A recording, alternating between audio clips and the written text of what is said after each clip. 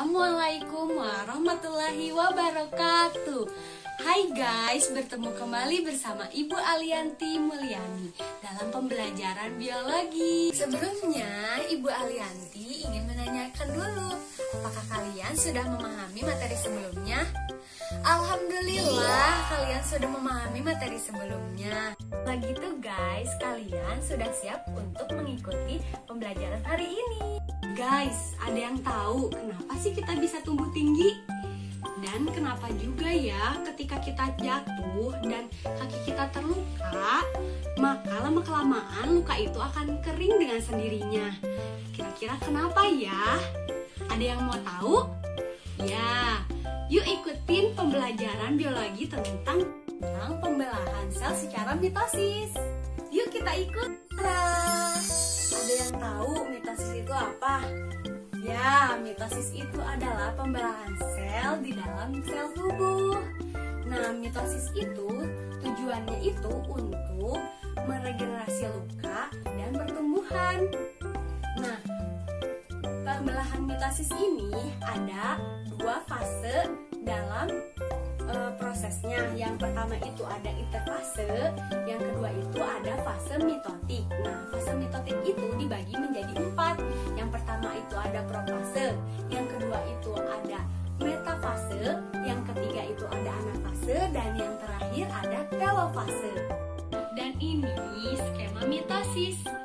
Skema mitosis ini di dalamnya terdapat sel-sel tubuh. Nah, di sel-sel tubuh ini di dalamnya juga ada nukleus, membran inti, benang kromatin, dan sentrosom. Ketika kita terjatuh, kaki kita terluka. Di dalam luka itu terdapat sel-sel. Nah, pada sel-sel itu mengalami tahap pertama yaitu interfase. Tahap interfase. Ibu tempel di sini ya. Ini adalah tahap interfase.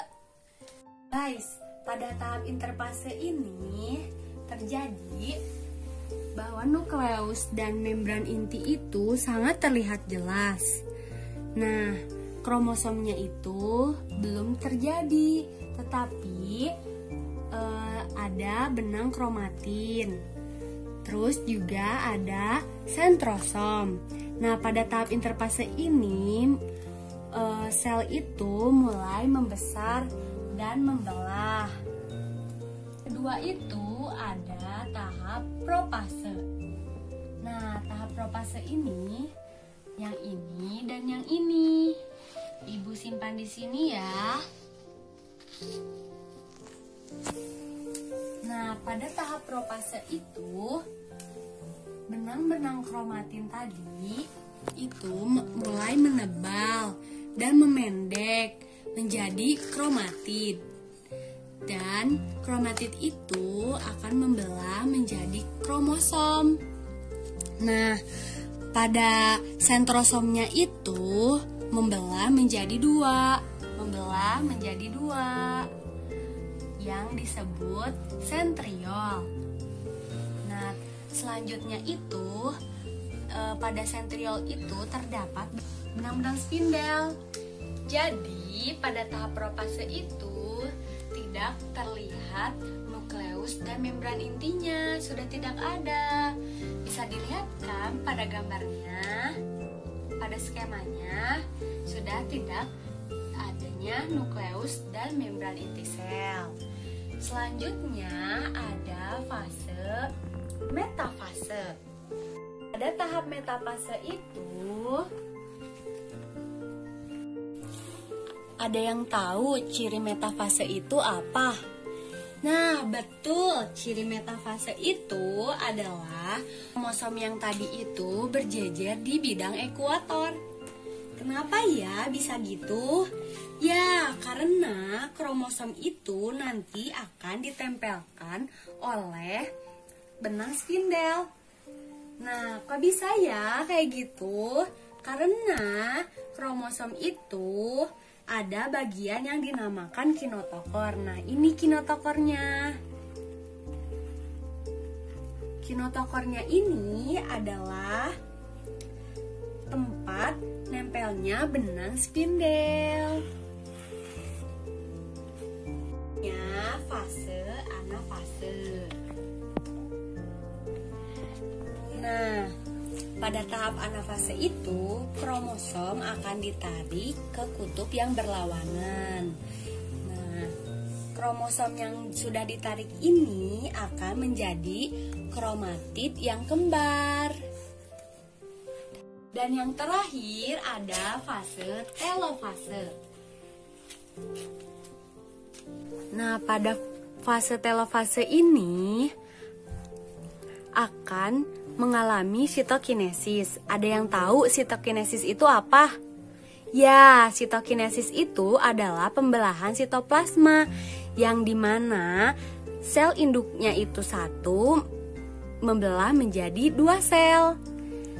Lalu, yang asalnya sentriol itu diubah menjadi sentrosom.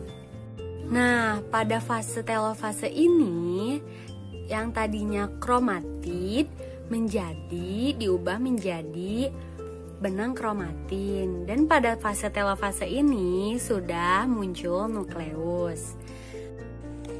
Jadi hasil dari pembelahan mitosis itu adalah 2 sel induk, yang dimana anak-anaknya itu identik dengan induknya.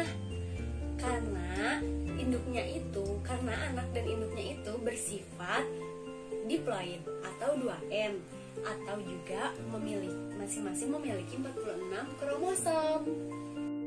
Jadi guys, perumpamaan yang jatuh dan terluka itu lama-kelamaan lukanya itu akan sembuh dengan sendirinya karena pembelahan mitosis ini atau skema mitosis ini. Mudah kan guys untuk memahami materi ini? Mudah-mudahan dengan skema mitosis ini kalian mudah untuk memahami materi pembelahan sel mitosis ini. Tetap semangat ya guys, sampai bertemu kembali pada materi berikutnya. Ibu Alianti mengucapkan marhaban ya Ramadan. Selamat menunaikan ibadah puasa. Wassalamualaikum warahmatullahi wabarakatuh. Dadah.